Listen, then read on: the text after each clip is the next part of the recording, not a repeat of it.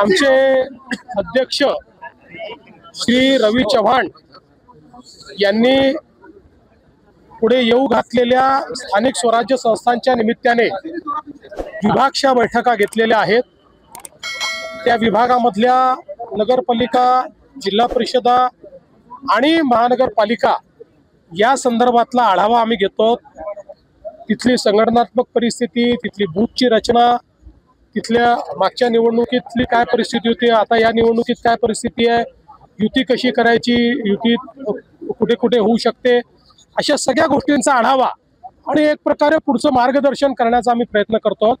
आज आता इथे आम्ही नाशिक विभागामध्ये उत्तर महाराष्ट्राचा आढावा घेतलेला आहे आणि उत्तर महाराष्ट्रातल्या महानगरपालिका, सगळ्या पाचही जिल्हा परिषद आणि ज्या काही नगरपालिका, नगरपंचायती आहेत या संदर्भात संपूर्ण आमच्या कार्यकर्त्यांचं म्हणणं ऐकून घेतलेलं आहे। त्यांना पुढचं दिशादर्शन देखील केलं आहे। मला असं वाटतं की उत्तर महाराष्ट्रामध्ये मागच्या स्थानिक स्वराज्य संस्थेत आम्हाला फार चांगलं यश मिळालं होतं। यावेळी त्याहीपेक्षा चांगलं यश मिळेल अशी मला अपेक्षा आहे। आपल्या आणि गिरीश भाऊंच्या सूचनेनंतर पोलीस आयुक्तांनी धडाकेबाज कारवाई शहरात सुरू केलेली आहे आणि कारवाईला सामोरं जावं लागतंय। पुढच्या काय सूचना असणार आहे? निश्चितपणे मी स्वतः सीपींना पूर्ण मोकळीक दिलेली आहे आणि अतिशय चांगल्या पद्धतीनं या ठिकाणी काम चाललेलं आहे।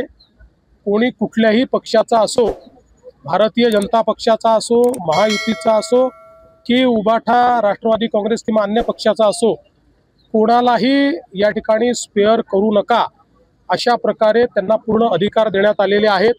त्यामुळे मला असं वाटतं की ही जी काही गुन्हेगारी आहे आणि विशेषतः गुन्हेगारी करत असताना काही लोक त्याला जो राजाश्रय देण्याचा प्रयत्न करतात, वेगवेगळ्या पक्षात त्या ठिकाणी राजाश्रय देण्याचा प्रयत्न करतात, तर अशा सगळ्या गोष्टींना मोडून काढायचा आम्ही या ठिकाणी निर्णय घेतलेला आहे। आणि सगळ्यात महत्त्वाचं आहे की कोणाचा काही पास्ट असो, पण आता जर कोणी गुन्हेगारीमध्ये जात असेल किंवा गुन्हेगारीत आढळेल तर त्याला आम्ही सोडणार नाही।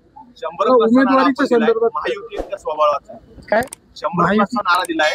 असं आहे, आम्ही पहिल्या दिवशीपासून तिन्ही पक्षांनी महायुतीचं ठरवलंय। जिथे जिथे शक्य आहे त्या त्या ठिकाणी आम्ही महायुती करणार आहोत। जिथे आम्ही कॉम्पिटिंग पक्ष आहोत, आमचे तुल्यबळ पक्ष आहेत, त्या ठिकाणी आम्ही मैत्रीपूर्ण लढत करू। त्यामुळे आम्ही समजा युती केली तर युतीचे 100। पुण्याचा जो गुंडा ड्रायव्हर, त्याला परवाना हा पोलिसांनी आयुक्तांनी दिलेला नव्हता, मात्र ज्यांनी कोणी दिला असेल त्याच्यावर कारवाई गृहराज्यमंत्र्यांनी त्याची एक सुनावणी त्या संदर्भात गृहराज्यमंत्र्यांनी घेतली होती, पण हा परवाना दिलाच गेला नाही। पोलीस आयुक्तांनी त्या ठिकाणी वस्तुस्थिती लक्षात आणून दिली आणि त्यामुळे हा परवाना दिलेला नाही। परवाना दिला असता तर कदाचित मला असं वाटतं की अशा प्रकारचा आरोप हा योग्य होता, परंतु परवाना दिला गेलेला नाही। सेंटरवर कारवाई केली सीबीआयच्या माध्यमातून, त्यांनी अहवाल गृह विभागाला अद्याप कुठलाही अहवाल सीबीआय कडनं राज्य सरकारकडे आलेला नाही। अशा प्रकारचा अहवाल आला तर त्याच्यावर कडक कारवाई केली जाईल।